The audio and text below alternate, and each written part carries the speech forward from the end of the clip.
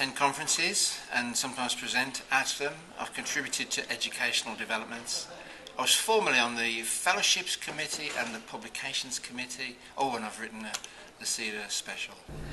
Well, at the moment I am a member of Seda. In the past I've served on a number of Seda committees, but currently I'm a member, and I'm going through the process of getting 3 of our new programmes recognised by Seda. I'm involved in Seda as an individual member, and I'm also currently co-chair of the Conferencing and Events Committee. Currently I'm the convener of the new Seda Special Interest Group on Technology Enhanced Practice. Historically I was the founding chair of Seda and have been on Exec and Publications Committee and quite a few roles over the years, good heavens, over the decades. I'm involved in Seda because my institution is a member, and when I first came into an educational development role, it just seemed like the obvious and most useful, one of the most useful organisations for me in terms of linking with other people who had similar aims and visions and were doing similar things to me.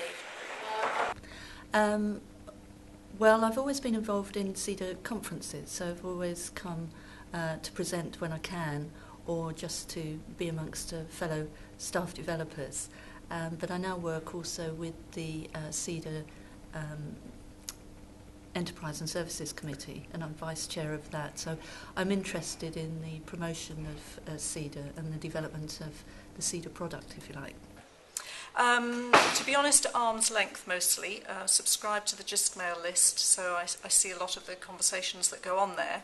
But primarily, I put out a call on that list about 6 months ago for some feedback from anybody who'd started or launched new e-coms channels to communicate with their teaching staff or students, or indeed anybody else in the university. And I got a really good set of responses from that, ranging from somebody who said, how come LSE is lucky enough to have a communications person in their centre? Others who had to do all that website and publishing work alongside their day job, some who weren't really doing much at all but wanted to, and that sort of thing. So I met with 2 or 3 people as a result of that, and that's helped me enormously to do the thinking behind a teaching blog that we've launched this term, and fine-tune a little bit our communications with students as well. I am currently the co-chair of the Conference and Events Committee, but I am also vice-chair now for the Seda Executive. I'm involved in Seda through attendance at conferences. I've attended in the past the summer school, and I'm a recipient of correspondence, and which promotes networking opportunities and such like. Okay, several years ago I went to a Higher Education Academy conference, and I happened to be sitting next to a lady who was involved in Seda, and she encouraged me to join because she said it was a fantastic network. Hello, I'm Sally Bradley, and I'm based at Sheffield Hallam University, and my role is Professional Recognition Advisor. And I've been involved in Seda since 2005 on the committee and also as the institutional representative. Seda has been tremendously important to me in my life. I undertook my first publication with Seda, so the very first publication I did was a Seda paper. I then went on to write many other things, and my feeling is that Seda gave me a tremendous start in my working life. It had huge influence on my thinking. The networks that I made through Seda were enormously influential in all the things I subsequently went on to do with the ILT, which became the Higher Education Academy eventually, and my work as a senior manager, most recently at Leeds Metropolitan University.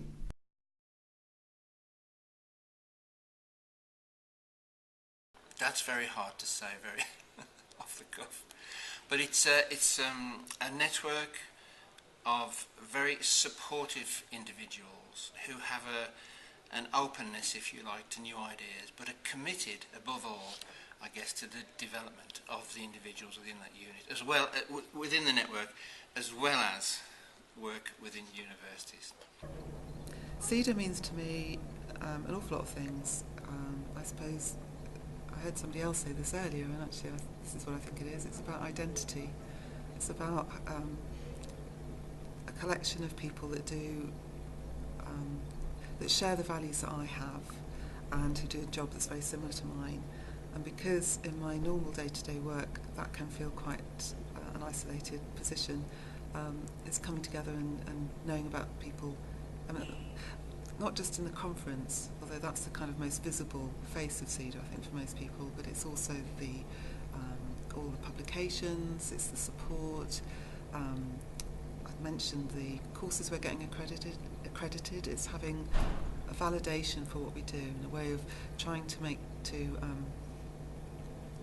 reinforce that that I'm not alone in the work that I'm doing. So somehow Seda encapsulates all of those things. So it's individual. I don't know I'm explaining it very well, but it's a combination of a very clear structure, clear different areas of activity that I can relate to and at different times I can call on. But it's also something a bit more nebulous, and it's a community, I suppose. Seda means that I've got an instant community of practice that I can tap into. The kind of personal touch with Seda is very important to me. It is about people. It's not so much about systems and processes. And I think being able to engage with a group of like-minded but also critically challenging people is really important for ongoing development and for my role. It's my professional association. It's my professional community. In the early days, when there was only half or maybe one educational developer in a university, Seda was the place where I could talk about this stuff, this strange, mysterious job we were doing. Now there are far more developers out there. It's still a place where we can share practice, exchange ideas, not just within the meetings, not just within the conference, but it's a network, it's a professional network, a professional community. It's incredibly important to me. It's a very helpful network. I've had some very helpful exchanges of ideas. This is only my second conference I've managed to get to, but I'm on the Seda list, and some of the discussions that I've participated in and I keep an eye on are really, really helpful. So they help me, I suppose, calibrate what I'm doing and what's happening where I am with the rest of the sector. I've been thinking about this for a long time, and I think it's quite difficult to pull an answer out to that question. But certainly today, in the conference, I've got a real feeling about how Seda and the Seda conference is very different from other conferences that I attend. I mean, I go to the HEA conference, for example, always very useful, very pedagogically based. But Seda, I feel that you're amongst people who are doing the same difficult things that we do day in, day out. And staff development is a difficult area. You really have to win hearts and minds, and that's difficult to do. And I think when we get together and we start talking about what we're doing, you can see that everyone's in the same situation, and it's very collegiate. The conversations are very helpful. People are saying, I'm not able to do this, or I would like your advice, or I'd like your contribution to what I'm doing, and everybody contributes. And that's what I really felt today, and I thought, yes, that's what's unique about Seda for me. I was a sociology lecturer in the 80s and the 90s, and without a PhD I was trying to build up my research, and my research was really into the students who I was teaching. I was really intrigued by the multicultural students I was working with, many of them coming into university as mature students, and I began researching their experiences. I felt a bit lonely doing this. I felt like I wasn't a real sociologist. I wasn't doing the kind of research that other people were doing. And I met somebody, James Wisdom, who was already involved in Seda then.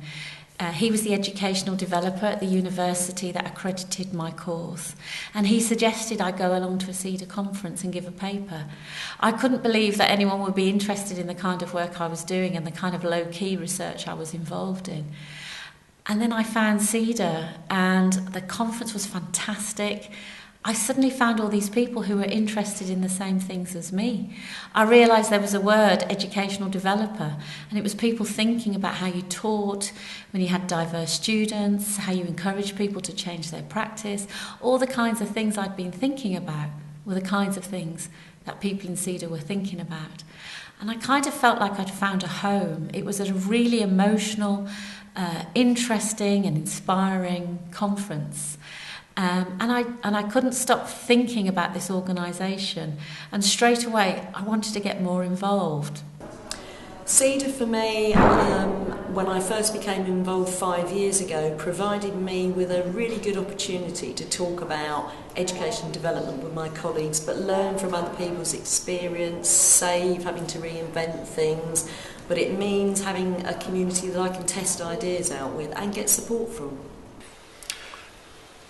Seda's an organisation which provides opportunities to find out what other colleagues are doing in a context, I suppose, of a developmental critical friendship.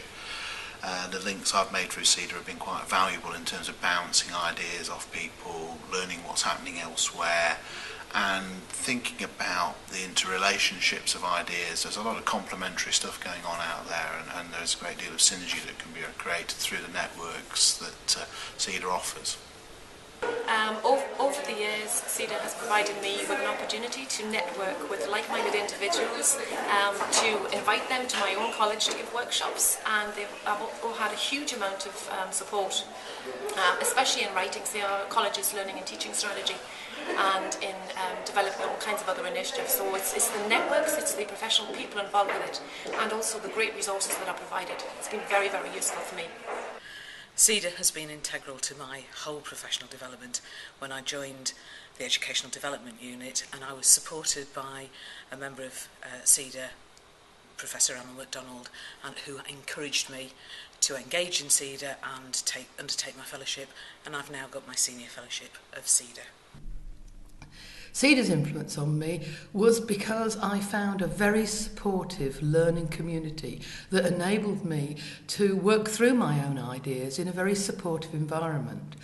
I published with Seda, I became chair of its publications committee, was involved with the executive for many years, and for a short period of time co-chaired Seda with Carol Baum.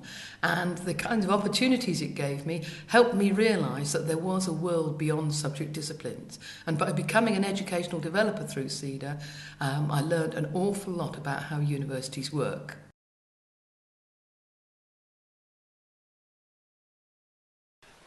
It's been immensely positive for me for almost 20 years. I think I first encountered Seda in 1995. So I've had a lot of involvement in getting Seda recognition for courses, and in all the other ways which I've said. So it's functioned really well as a supportive developmental network. Again, huge impact, because it's legitimised what we're trying to do in educational development. Rather than just being a lone voice or a series of voices in a unit, with the publications and the various structures and so forth, Seda, it gives you a credibility that it would be hard to have working on your own, and that credibility comes in part from giving you access to a much wider community than you would otherwise meet. Well, I've been involved with Seda probably for around 5 years now. I started getting involved in Seda when I was head of learning and teaching at my previous institution, and it was incredibly valuable in terms of giving me a support network as I was new into that role, new into an educational developer's role as well. Within that role, I set up a new Centre for Learning and Teaching, so it was great to have a group of colleagues who could kind of lead me through that. And since then, I've moved on in my roles. I've acted as Dean of Students, and of course now I'm Vice Principal of an institution. But I do still see myself as an educational developer and as someone who's interested in development of people, whether they be staff or students. So that's why Seda remains really important to me and influential. It helps me calibrate what we're doing against other people. I've managed to, I think, support other colleagues with some of the learning we've had that they might be going through. I've gained from Seda ideas. Well, we have a few Seda recognised professional development framework courses, and I run the Learning and Teaching and Practice course, which is our 3-day intensive course, compulsory course for postgraduate researchers who are going to teach, and that is accredited by Seda, and it's probably the one that most people choose to go on and do the assessment. And of course, since the PDF has been accredited against UKPSF, acronyms slipping out all over the place, that's even better, because now I can backdate to the my colleagues who have actually undertaken the assessment for our learning, teaching and practice, and evidence that they have achieved UKPSF at descriptor level 1. When I first got involved with Seda, I was just moving into education and development from a nursing school, and so it gave me a network of people very early on that I probably wouldn't have been able to collect over this period of time. It gave me lots of people who were willing to share their experiences and support, an opportunity to share ideas with, but it's also helped me grow in that role, and it's made me reflect on many of my experiences that I've been doing over the period of time, and it's made me rethink perhaps some of the ways I work with other people. For the institution, it's definitely helped with me thinking about new ways to bring in initiatives and to raise the profile of teaching across the institution, and to do that in a different way. Okay, in terms of my professional life, I found attending the Seda Summer School was inspirational. It gave me a great deal more confidence in my own practice. It provided me with some quite valuable and enriching networking opportunities, which in the intervening period have been sustained. I think that the bulletin is a very valuable thing to come through. It contains a lot of thought-provoking ideas in terms of what's happening around the sector. And it gives those are a good opportunity to share and to influence, and I'll often send those around to academic colleagues who I know are involved in particular developmental activities, and I think they find that quite valuable in terms of giving them some kind of theoretical framework in which to situate new developments and ideas. It's given me a framework. It's given me scholars and professionals that I can link up with, and made my life I'm not going to say easier, but it's provided a much more structured and professional dimension to what I try to do on a day-to-day basis. It has been profound. It has been a community. I have a resource that I can go back to, a shared, collaborative and collegial community. So in an educational development unit, you can be very isolated, but you know that there's a community to support you.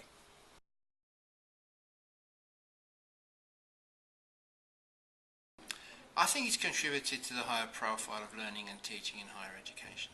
Many and multiple, but I think the key thing is to have raised the status of teaching and to have put it on the agenda as a legitimate and important part of our professional role as academics.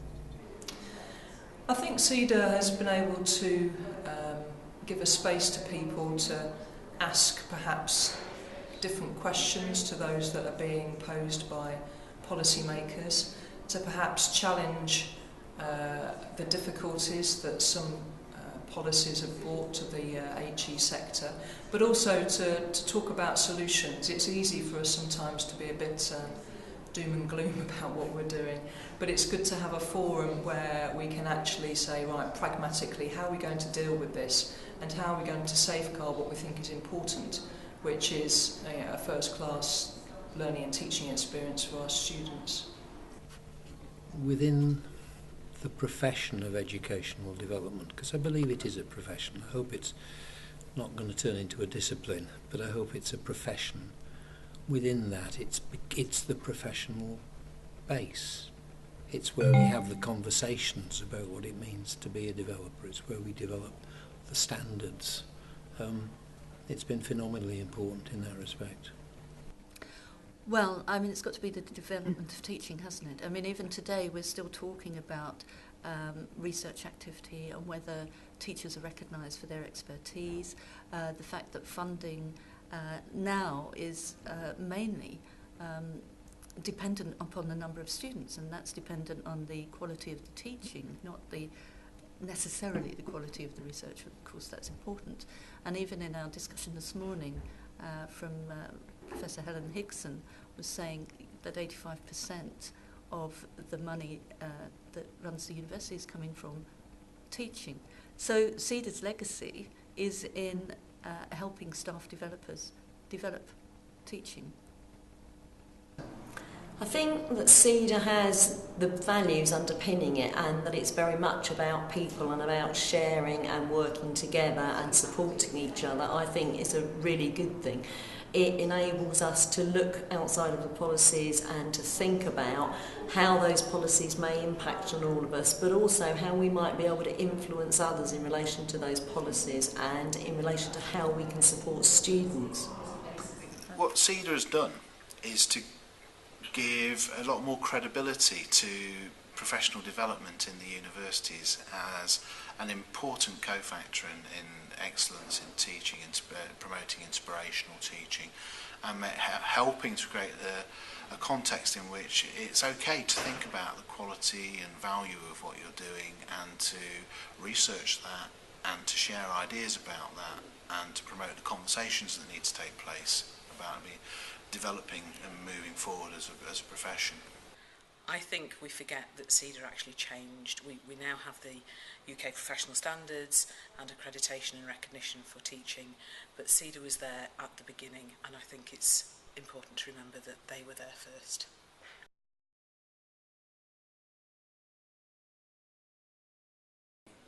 Look forward to the 40th. Keep on with the great work. Yes, happy birthday, Seda. What I would say is hang on to your values. I think that they are incredibly important in terms of underpinning all that we do. Happy birthday. Seda's still here, and that's not a trivial thing to say at all. Organisations come and go. Seda's adapted to changing times. And I hope to goodness it continues to adapt to changing times, because times are changing faster than ever. I think Seda may need to work more closely with other organisations in the educational development field. I think some of the boundaries between developers and teachers who innovate, we may need to start chipping away at those boundaries. I think Seda's got a lot of changes to make, but we're developers, for goodness sake. Change is what we do. Happy birthday, and I really expect it to still be here in 20 years' time, doing good stuff. Carry on, get stronger, stay focused. Very happy birthday. Carry on the good work, and thanks for the help it's given me. Happy birthday, Seda, and what I would say is keep providing opportunities for people to share things and to support each other. Happy birthday. Thank you. Happy birthday, Seda, and I hope the next 20 years are just as fruitful. Thank you. Happy birthday.